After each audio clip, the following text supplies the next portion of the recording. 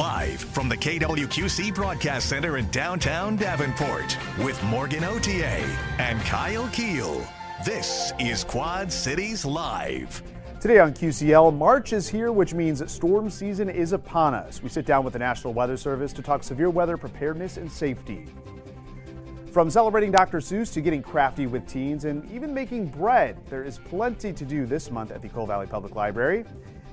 And mark your calendars for the Bettendorf Expo this Saturday. The free community event is designed for kids and families to explore and learn together. And that is where we begin today. Welcome to Quad Cities Live. Thank you so much for joining us. I'm Kyle Keel. My co-host Morgan Otier has the week off. We'll get ready for hands-on exhibits featuring science, technology, engineering, art, and math at the annual Bettendorf Expo at Bettendorf High School. And it's for people of all ages. Haley Hoyt is the Career Readiness Coordinator for the Bettendorf School District. She joins us now along with Lee Harbach and Max Erpelding from Russell, one of the exhibitors headed to the Expo this weekend. Thank you all for joining us today. Yeah, thank you for having us. Yeah, Haley, you know, this is a very, very popular event over the years. So talk more about the idea behind this and why you keep having it year after year. Yeah, definitely. So when we got started, it was actually a couple of moms way back who were like, we need our kids to connect with then STEM opportunities, and let's get the families out on a weekend and use Bettendorf schools because why not? And so it's grown, and we as a school district have taken it on. And I think one of the most special things about it is that we use Bettendorf staff members that have relations to different STEAM careers, but then we bring in some of our awesome partners who we're using with other things that are happening in Bettendorf schools. Yeah, and I like that we've added art into it as well for STEAM. So a lot of art going on here in the Quad Cities for sure. So let's talk about some of the exhibitors there. We've got more than 30 that are going to be here this Saturday. Yes, we have grown and grown over the years. That's so incredible. Tons of opportunities from snail in a jar, if we're looking at our science stuff, engineering, which we'll talk about a bit, art, like you mentioned, we have a music petting zoo. Who knew? But yes, you are sure to find something that you haven't done before and something that will be exciting for your kids. Yeah, and you might learn a thing or two as well. So again, this is for people of all ages. Lee and Max, I want to bring you into the conversation as well because Russell has been involved with the STEAM Expo for many years. Yeah, it's been really fun. I personally have 3 daughters in the Bettendorf School District too, so what's even fun for me is my daughters come and help at the STEAM Expo and go run off, check out the things, and come back. And for us, it's just a good way to give back to the community and start interest young in careers that benefit all of us. So, you know, one thing that Russell struggles with is a lot of people think about construction and they think about hammers and nails. And there's so much more than that. Absolutely. Whether it's the engineering side, the working on computers and the virtual construction, or accounting even, to keep the projects running and keep people paid. So we have a lot of opportunities within our industry of architecture, engineering, and construction. And so how do we help kids engage in that in a way and start planting the seed young of what options could be out there? And speaking of engaging, this table setup that we see is pretty much how it's going to look when you're at the STEAM Expo with Russell. So Max, talk about what's in front of you here. This is one of the interactive activities involving marshmallows and spaghetti sticks. I mean, this brings back memories from high school. High school physics class.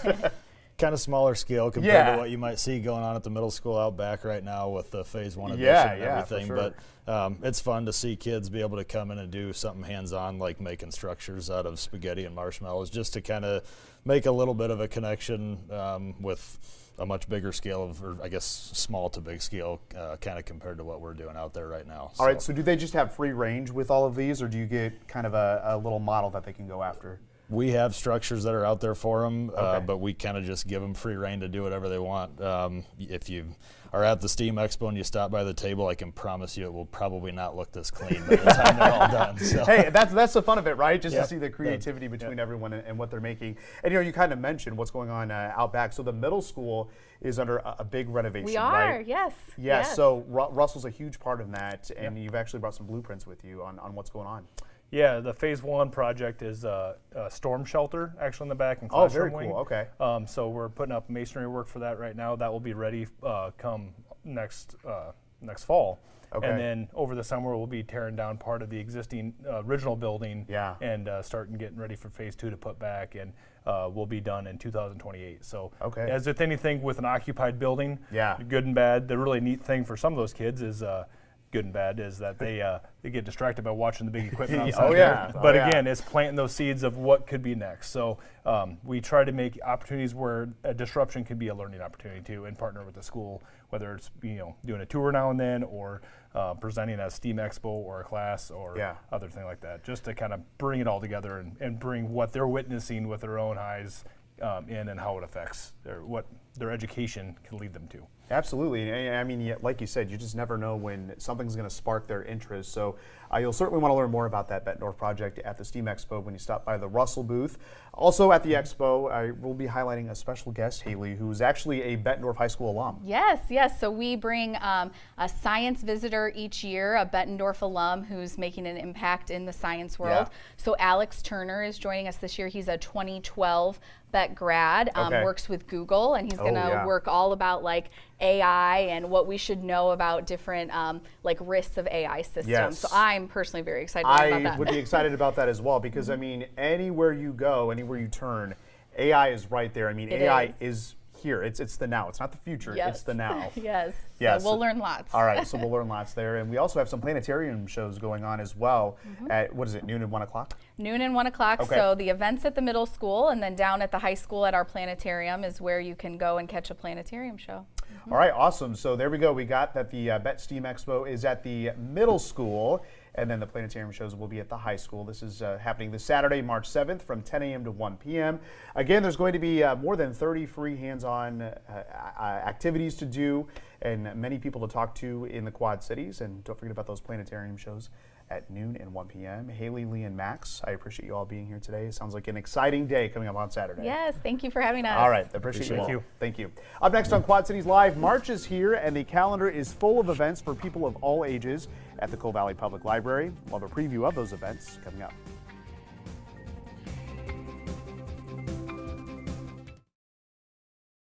Quad Cities Live continues. This week is Read Across America Week. It's a time to promote reading and literacy, especially in children and teens.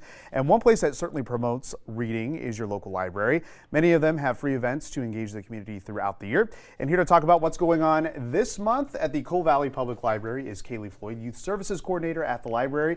Kaylee, welcome back to the show. Yeah, thanks for having me back. Yes. It's been a while. Yeah, we're happy to have you back. Yeah, you welcomed a new bundle of joy, so congratulations to you. Thank you. Yes. And you get to play with a lot of kids here for your job. Oh, yes, all the time. It's so fun. it's more the same. Yeah, so we're celebrating Dr. Seuss's birthday this week Yes. with Read Across America Week. Yes. And that's kind of the theme here going into the week for the kids at the library. Yes, Dr. Seuss and Disney themed. Yes, Dr. Seuss and Disney, but kids classics. Yes, pretty much. Yes, most definitely. Exactly. All right, so what kind of activities will they be able to do here? So today we have our postcards from the future that they're going to be working on today after school. Okay. So they'll get a prompt and go through those and hopefully put some good stuff down that they can read in the future.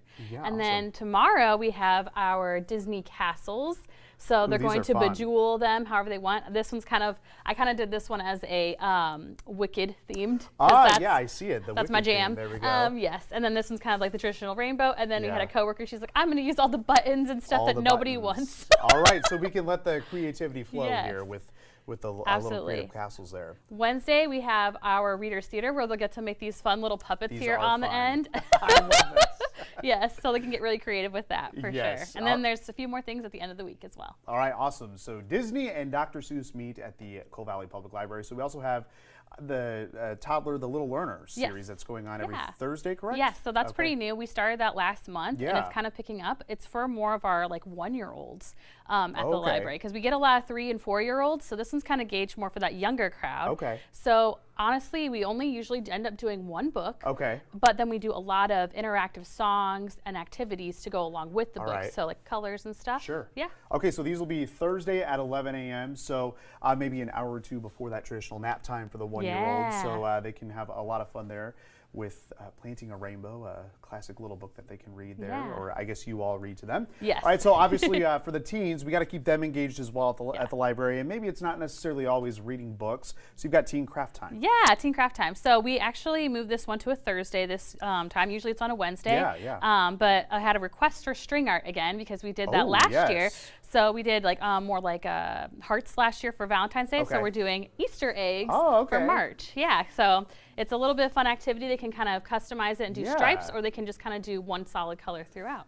Sure. It's a challenge for sure. Yeah, it's a challenge. Use your brain, get creative. Let's see some designs from these teenagers here this year. Yeah. All right, so maybe for more of the adults, I know this is very popular amongst especially younger adults, starting their own sourdough making kits. Yes, So, sourdough starters. You've actually got a class going on from the Illinois Extension. They're going to be talking about gluten-free sourdough workshop. Yeah. This is happening this Thursday at 6 o'clock at the library, so we want to register now for this, right? Exactly. And if you register and come, you will get a chance to win our little starter kit that we have here as well. So you're going to get a demo of how to do the gluten-free, but we are also providing just like a kit that somebody could win for coming and attending the program. No, I was sharing with Kaylee that my wife at her work, a lot of her coworkers do sourdough, and they gifted her sourdough of the month for the whole year. So each month we get a new loaf of sourdough, and it's so good. It's so good, and it all starts from a kit like this. Yeah, exactly. A few of my coworkers are starting their own, and I can't indulge yet with the baby, but I would love to. I'd love to. That. I get that. Yes. Yeah, I will not be starting that either. But if you want to start that, you can certainly do that at the library. I mean, who would have thought that you could do that at the library, right? Yeah, exactly. There's all sorts of different things that you can do. Absolutely. So if you want to learn more about the events we talked about and get registered for these free events, you can head to robertrjoneslibrary.org, and of course, you can catch the Coal Valley Library in Coal Valley, of course. Be sure to follow them on Facebook and Instagram as well for updates throughout the month. There's always something going on at really all the local libraries. Yeah, and Kaylee, absolutely. we appreciate you being here every month to tell us what's going on in Coal Valley. Yeah, I'm happy to be here. Yes, we'll see you next month. See you then. Well, it is Severe Weather Preparedness Week in Illinois. Next on QCL, we sit down with the National Weather Service with helpful tips and information to keep you and your family safe during severe weather season.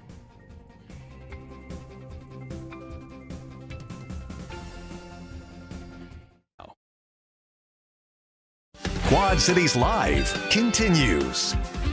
March is here, which means spring is right around the corner and severe weather season begins to ramp up. This week is Severe Weather Preparedness Week in Illinois, and it serves as a reminder to be prepared not if, but when severe weather strikes. Mike McClure is the lead meteorologist at the National Weather Service in Davenport. He is here to talk all things severe weather and safety. Mike, thanks for being here today. Hi, Kyle. How are you? I'm doing well. Yeah, we're ramping up here for severe weather, and we were discussing before the show that Iowa in particular and points off to the south already under a risk later this week for severe weather. That's right. So now's the time to prepare. And we always look at March as being the ideal time to prepare for severe weather because it's getting us closer to the peak of severe weather season. So now's the time to prepare. Yeah, it's kind of that transition month where we start to see kind of that mix of really all different kinds of weather from snow to severe weather. So that's where we get those ingredients to come together. These big spring storms, they have it all. They have on the warm side, the anomalous warmth and severe weather. On the cold side, they bring the snows, those heavy wet snows. So yeah. Yeah, and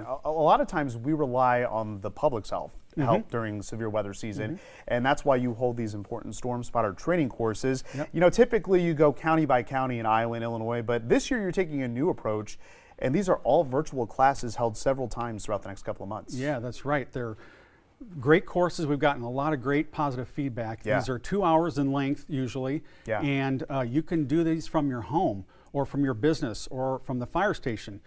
It's open to everybody. We say that 10 years or age of older will get the most benefit out of it there, but we go through lots of things, severe storm ingredients and features to look for, and hazards with storms and safety, but most importantly, what to report to us at the National Weather Service, because we have information and tools at our disposal, as you know, with radar and satellite, but they only tell us so much of the picture. We need that ground truth, and that's where the storm spotters come into play. Most definitely, and I think a lot of people would be curious about the differentiation between the different cloud types, because a lot of times people will be saying to us, oh, we have this huge wall cloud coming in, but it's actually a shelf cloud. Right. Or they'll see a shelf cloud and say, hey, a funnel cloud's coming in. Right, exactly. So think of a shelf cloud as on the leading edge, and think of it as like the exhaust. Yeah. So it's kind of pushing out away from the storm. Whereas the wall cloud, that's where your tornadoes typically form. That's on the back side of the storm. That's where your engine is at. Yeah. So. Yeah, and you're making it easier than ever. These are free courses, and people can do it right in the comfort of your own home. You can be in your PJs, whatever. Yes. So we have a list of some of the upcoming Storm Spotter training sessions, and I mean, you're getting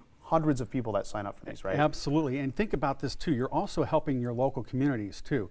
And so we're getting that ground truth reports out in our warning information to help folks downstream of those warnings to take the shelter that they need to take. Okay, so definitely want to register for any of these time frames here. They're on Saturdays, Wednesdays, and Thursdays here, even some Tuesdays on there at different times of the day. And we've got all of this information on our website at kwqc.com as well. And we'll be sure to link it to this article on the Quad Cities Live page as well. But we definitely need to register for these, so you'll get the correct video link. But like you said, it's about 2 hours in length, right? Yeah, about 2 hours of time. So okay, and you mentioned the tools that we have accessible to us. And there's a new one this year from the Storm Prediction Center. It's called the Conditional Intensity Groups, or SIGs. We're still kind of navigating it here at TV6 on the First Alert Weather Team, but we still have that level 1 through 5 risk, but now we've got different categories to kind of detect the intensity of whether it's hail, wind, or tornadoes. Right, and as you mentioned, what hasn't changed is the categorical risks remain the same. So we go from a marginal to a slight to an enhanced to moderate to or a high on that. So, but what has changed this year is they're going to be introducing the intensity information.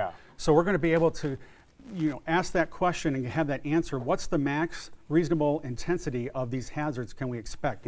And that goes for hail, wind, and tornadoes, and that goes for days 1, 2, and 3 on their convective outlooks on that. Yeah, this will be very useful for meteorologists, especially to better convey the threats of the day, because not every severe weather outbreak is treated the same. Absolutely. Kind of think of like a day where, example, you may have a marginal risk in place. So you're looking at very isolated storm coverage, if at all, and this may be a reason for a cap or warm layer of air aloft. And then, but the environment itself is very conducive for high-end severe weather, significant severe weather. Your instability is off the charts. So within that marginal risk, you could conceivably have like a level 3 intensity for tornadoes, which means you're looking at EF4 or greater tornadoes. Yeah, well, speaking of tornadoes, we want to talk about this because this came out about a month ago. New data is suggesting the probability for a tornado here in the Quad Cities is significantly higher than it's been in decades in the past. Yeah, the researchers and our university partners have shown us here that the traditional tornado the frequency of tornadoes from Kansas and Texas and Oklahoma, the traditional tornado alley is shifting more into the Mississippi, Ohio, and Tennessee valleys. And so, if I may throw in some statistics here. Love a good stat. Yeah, how about this? So we went back and looked, and we average here in the Quad Cities region about 30 days of severe weather. That's a full month of severe weather in a year. And from that 30 days, about a third of it, or 10%, or 10 days, excuse me, will have significant severe. So that's golf ball size hail or larger, EF2 tornadoes or greater, or winds 75 miles per hour or greater. Wow. So think Startling about statistics. that. Yes. Yeah. And I mean, we're seeing more significant weather here locally. I mean, we look back just a couple of years ago, March 31st, where we had 29 tornadoes. Yeah. Can't soon forget that. Can't soon forget the August 10th of 2020 derecho, which we haven't talked about. We average about one of those per year. These are these long-lasting windstorms, very devastating winds, potentially over a large area there. 2024, we actually had 2, though, that occurred that year.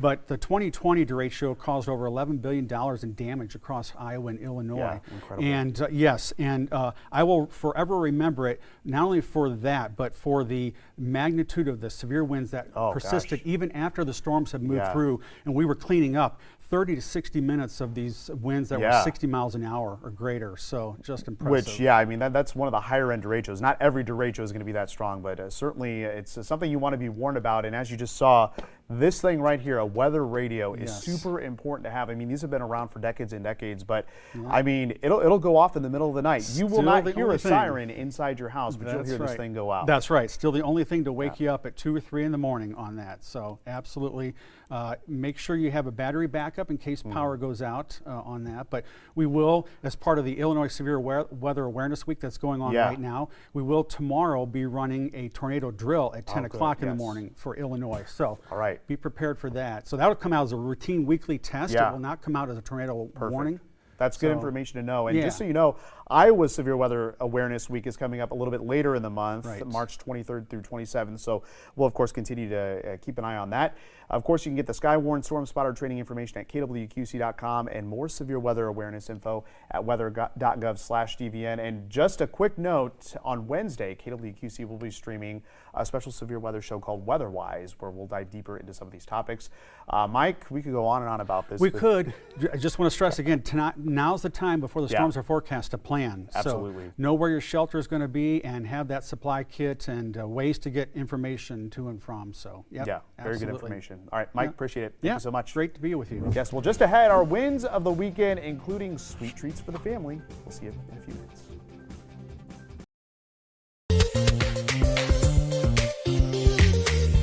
All right, it is Monday, so we're taking a look back at our wins of the weekend. Executive producer Jake Eastburn joining me here today. How was your weekend, Jake? It was good. Yours? It was good. Mine was pretty good. It was very busy. Got a lot of cleaning done, a little more cleaning than we anticipated, but you get going and you're on a roll and you just get things done, and then you look back and you're like, gosh, I didn't expect that to happen. Nice to have productive weekends at home, though. It is. And doesn't always happen. No, it does not always happen, and that was not the intent. Especially with kiddos. Especially with kids. And speaking of, this normally wouldn't be a win where we wake up all prior to 7 a.m. Well, I guess the baby and my wife slept a little after 7, but since we were up early, we're like, you know what, let's go to the trampoline park. So we started the day yesterday at the trampoline park. There's Dad bouncing with the phone, and then you're going to see me jumping on the high spring one. Oh, there we go. Love doing that. No doing flips for me, but I'm getting old. But had some fun there at the trampoline park, and then afterwards we decided, you know what? We just did all that exercise. Let's cancel it out and get some donuts. Equal it out. We ate some donuts. So that's my gosh. win. Well, hey, did it help the kids sleep? Burn some energy? Never does. Never does. No. Oh my gosh. Okay, so my win hung some artwork, and I decided to. So I decided to make the stairwell completely contributed to QCA artists. So Paul Norton of Moline, Michael Blazer of Bettendorf, and Greg Dickinson of Clinton. So that's what we did, and I thought that was pretty cool. Yeah, the that is theme very an cool. area of the home with local Love artists. It. Awesome. Thanks so much, Jake. Thank you for watching. Our next live show is Tuesday at 3.